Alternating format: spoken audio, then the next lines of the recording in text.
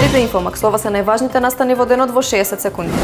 Заедничка вежба на армиите на Македонија, САД и Албанија во Скопје од 20 август до 1 септември.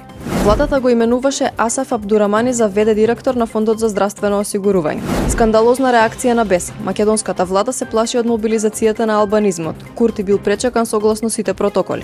Висар Ганио и Билјал Касами повикани во полициска станица за посетата на Курти. МВР бара прекршочна постапка против општините Чаир и Тетово и нивните градоначалници. За трите модуларни амбуланти во Скопје граѓаните ќе платат 200.000 евра камата, велат од Министерството за здравство. Македонија е еден од најценетите соседи на Косово. Знамето на голема Албанија е потек на поединец, вели косовската председателка Османи.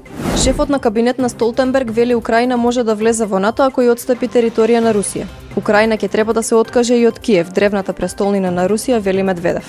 Следете Инфомакс и добивајте ги информациите секогаш први и без цензура.